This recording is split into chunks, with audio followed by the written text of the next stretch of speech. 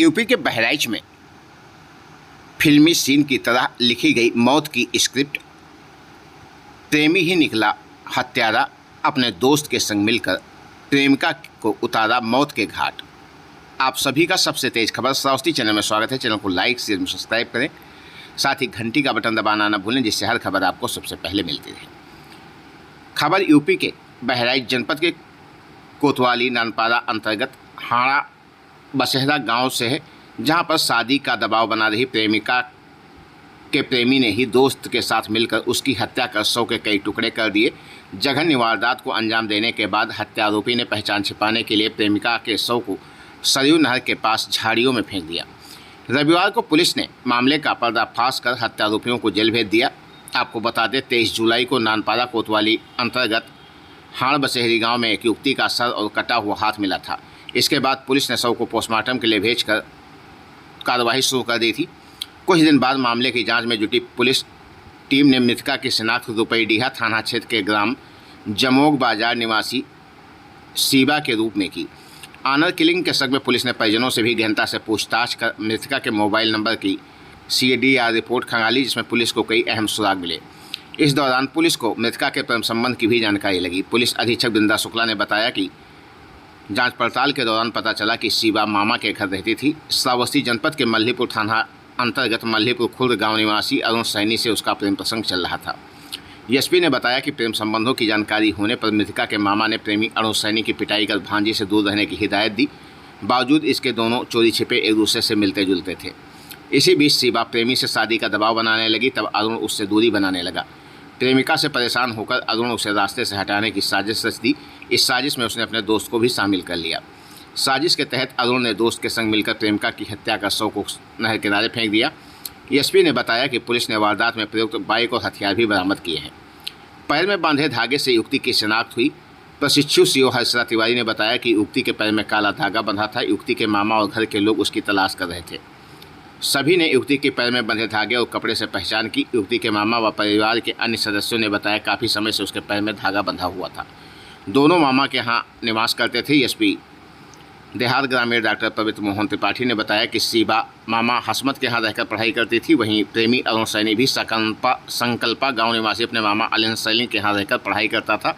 इसके बाद उसने यहीं पर मेडिकल स्टोर का संचालन शुरू कर दिया था। 19 जुलाई 2024 को नानपारा थाना के क्षेत्रांतर्गत हाड़ी बसेरा गाँव में नदी के किनारे जंगल है, जहाँ से लगभग 20 वर्ष की महिला का शव बरामद हुआ था। इस शव पे कोई सर नहीं थी, एक बाजू नहीं थी और विभिन्न अन्य बॉडी पार्ट्स को भी काफ़ी हानि पहुंचाई हुई थी। उस पर कपड़े भी नहीं थे, सिर्फ अंडरगारमेंट्स में शव पाया गया था। तो इसका तत्काल संज्ञान लेते हुए मौके का निरीक्षण किया गया था। हमारी फोरेंसिक टीम द्वारा आवश्यक एविडेंसेस कलेक्ट किए गए थे और पोस्टमार्टम की रिपोर्ट आने के उपरांत पुलिस द्वारा इसमें मुकदमा पंजीकृत कर इस पर शिनाख्त करके आरोपी की खोज करने का प्रयास किया जा रहा था। एसपी ग्रामीण महोदय और प्रशिक्षु क्षेत्राधिकारी महोदय अधिकारी के नेतृत्व में थाना नानपारा की टीम और SOG सर्वेलेंस की टीम द्वारा सफलतापूर्वक आज इस घटना का खुलासा किया गया है। और ये बात संज्ञान में आई कि जो पीड़िता है ये मुस्लिम समुदाय की है, इनका एक हिंदू समुदाय के लड़के के साथ प्रेम संबंध था। इसको लेकर दोनों परिवारों में काफ़ी तनाव था। इनको संबंध खत्म करने के लिए हिदायत कर रही थी। इसके पश्चात भी इनके द्वारा ये संबंध जारी रखा गया था। हाल ही में लड़की चाह रही थी कि इन लोगों की शादी हो जाए और इसी के फलस्वरूप लड़की द्वारा ये योजना बनाई गई और अपने एक साथी का सहयोग लेकर लड़की को बहला फुसलाकर एक सुनसान स्थान पर बुलाया गया। दोनों मोटरसाइकिल पर दिखा के इसको घटनास्थल की ओर ले गए। वहाँ पे गला घोट के पहले लड़की की मृत्यु की गई। उसके बाद एक बोगड़ा की मदद से उसका सर काटा गया, उसके कपड़े उतारे गए ताकि शव की पहचान ना हो सके और इन चीज़ों को जंगल में तथा पानी में डिस्पोज ऑफ किया गया। और पुलिस द्वारा विभिन्न प्रकार के एविडेंसेस गैदर किए गए, जो अलग अलग गुमशुदगियाँ निकटतम थानों में निकटतम जनपदों में लिखी गई थी। सभी जगह हमारे कांस्टेबल्स गए, सूचना लेके आए, उन सबको एनालाइज किया गया कि कौन इस घटना से जुड़ सकता है। साथ ही जो हमने टावर डंप लिया था उसका भी हम एनालिसिस कर रहे थे कि कोई ऐसे नए नंबर्स जो क्षेत्र में एंटर किए हों और घटना के बाद उनके कुछ संदिग्ध मूवमेंट हो या बंद हो गए हों, उसके माध्यम से भी अभियुक्त के नंबर्स जो थे हमारे नेट में कैच हुए थे।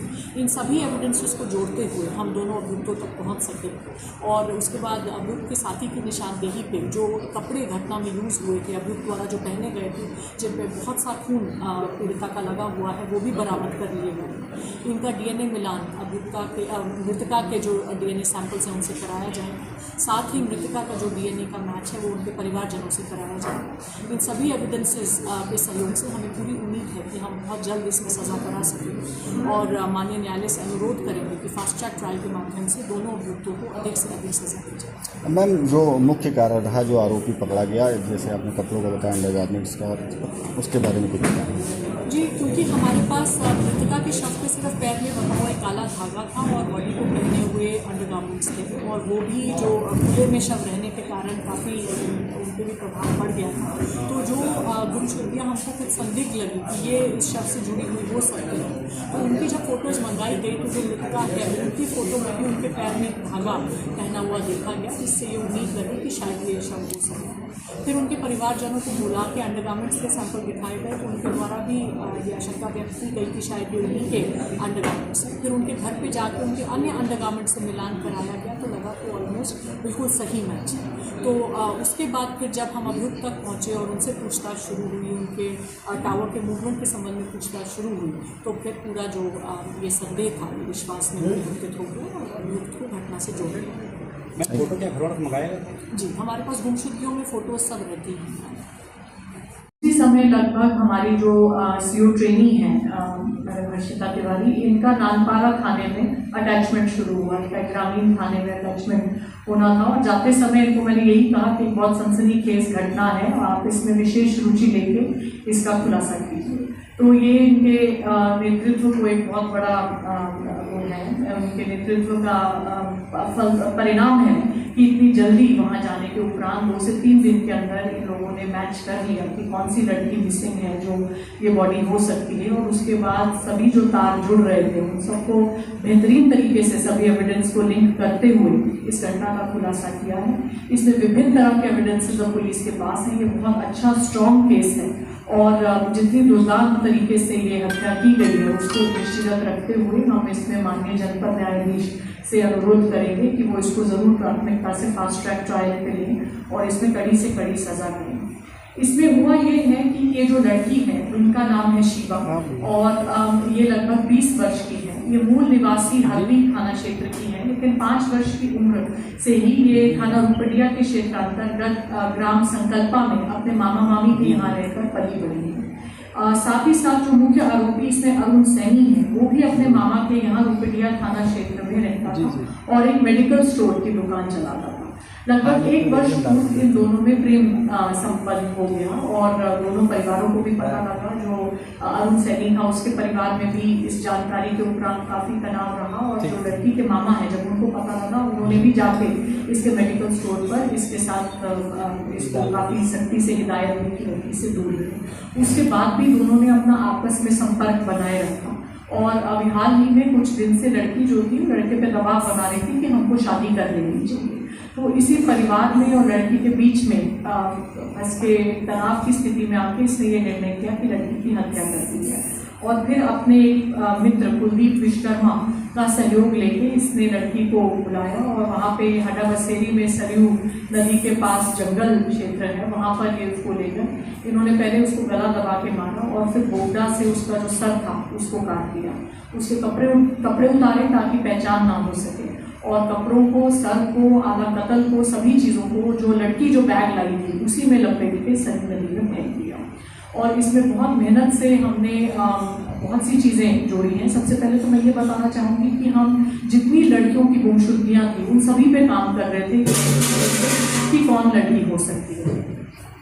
तो इसमें भी सीओ मैडम की व्यक्तिगत सूझबूझ से उन्होंने एक लड़की की तस्वीर देखी और देखा कि उसके पैर में काला धागा बंधा हुआ है और जो शव प्राप्त हुआ था उसमें भी एक काला धागा था। तो एक हमें इंडिकेशन उससे मिल गई। फिर उस लड़की की गुमशुदगी से पेरेंट्स को, मामा मामी को संपर्क किया गया और लड़की के अंडरगारमेंट्स दिखाए गए। तो मामी कहने लगी कि लगभग यही अंडरगारमेंट्स लग रहे हैं, फिर भी उसके घर पे जाके उसके बाकी अंडरगारमेंट्स से मिलान किया गया तो पाया गया कि वो वैसे ही अंडरगारमेंट्स हैं जैसे शव के पास से प्राप्त हुए थे। उसके बाद लड़की का नंबर ट्रेस किया गया, ये दोनों लड़कों का नंबर ट्रेस किया गया। साथ ही हम ऑलरेडी वहाँ से टावर डंप उठा के उस पर भी काम कर रहे थे कि कौन से ऐसे नंबर्स हैं जो उन दिनों के आसपास वहाँ पे लैच हुए थे और उसके बाद से बंद हैं या वहाँ पर स्थायी नंबर्स नहीं हैं। तो उन नंबर्स में भी ये अलग से 2 नंबर कैच हुए थे जो अरुण सैनी के थे, जो उसने घटना कारित करने के बाद वो फोन ही नदी में फेंक दिया था। तो ये नंबर टावर डंप में भी कैच हो गया था। तो बहुत से एविडेंस पैरेलली हम बिल्ड कर रहे थे जो सारे फिर फाइनली आके एक जगह पे मिले। उसके बाद गोताखोरों के सहयोग से और एक बड़े मैग्नेट के सहयोग से हमने आला कतल को पानी से खोजने में हम सफल रहे और कड़ाई से पूछताछ करने पे जो सह अभियुक्त है उसकी सूचना पे जो अभियुक्त द्वारा घटना के दौरान कपड़े पहने हुए थे जो बुरी तरह से खून से लेस थे उनको बरामद कर लिया गया है। तो अब ये जो सारा एविडेंस है इसमें से बहुत सा ऑलरेडी टेक्निकल एविडेंस है। इसी के साथ साथ जो लड़की के परिवारजन हैं उनका और लड़की का डीएनए मिलान किया जाएगा और जो अभियुक्त के कपड़े घटना के बरामद हुए हैं उनसे भी लड़की का डीएनए मिलान किया जाएगा ताकि बिल्कुल हमारा जो एविडेंस गैदरिंग है वो पुख्ता रहे, फुल प्रूफ रहे और इसमें हम माननीय न्यायालय से अनुरोध करेंगे कि सख्त से सख्त सजा दोनों व्यक्तियों को दी जाए।